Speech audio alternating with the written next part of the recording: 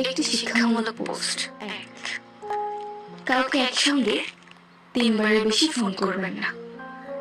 যেহেতু আপনার phone receive হচ্ছে না, তার মানে ব্যক্তিটি আপনার ফোন কলের চেয়েও গুরুত্বপূর্ণ কাজে ব্যস্ত আছে। 10 থেকে 15 মিনিট পর আবার চেষ্টা করতে পারে। 2, কারো কাছ থেকে টাকা ধার বা ঋণ করলে সেটা অবশ্যই ফেরত দিন। যদি ঋণদাতার মনে নাও থাকে, তারপরেও তাকে সময় মতো ফেরত দিন, বা তাকে এমনভাবে পুষিয়ে দিবেন যাতে তার মনে প্রশান্তি আসে।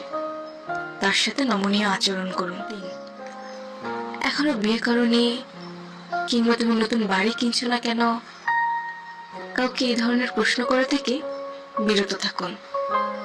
4, যদি কোনো বন্ধু বা সহকর্মীর সঙ্গে রাইড শেয়ার করেন, সেক্ষেত্রে আপনার বন্ধু বা সহকর্মী আজকে বিল পরিশোধ করলে কালকে আপনি বিল পরিশোধ করুন। 5, অন্যের মতামতকে সম্মান জানাতে শিখুন। কারো কথার মাঝখানে কথা বলবেন না। তার কথা শেষ হলে তারপর আপনি কথা বলেন। কারো সঙ্গে আপনি মজা করছেন, কিন্তু সে যদি সেটা উপভোগ না করে, তাহলে আপনার অবশ্যই থামা উচিত এবং কখনো এরকম আর করা উচিত নয়।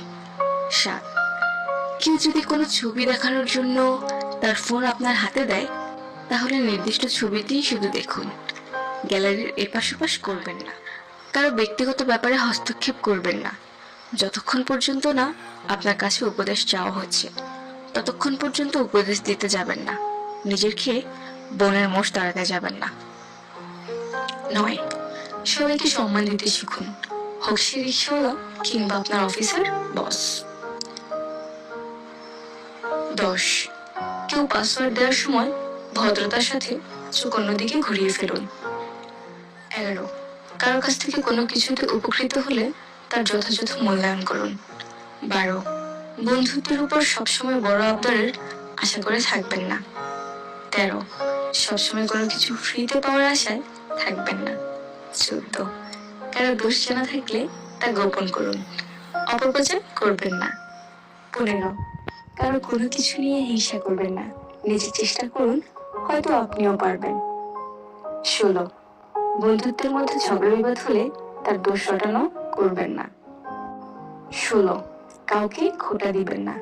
17, কেউ কোনো বিষয়ে কম জানলে তা নিয়ে অন্যের সাথে তর্কে জড়াতে যাবেন না। 17, ছোট বড় কাউকে লজ্জা দিয়ে কথা বলবেন না। বিধর্মীদের তুচ্ছ করে কথা বলবেন না। 18, যে আপনার উপদেশ মানে না তাকে উপদেশ দিতে যাবেন না, অর্থাৎ উলুবনে মুক্ত ছড়াবেন না। ধৈর্য সহকারে শোনার জন্য ধন্যবাদ।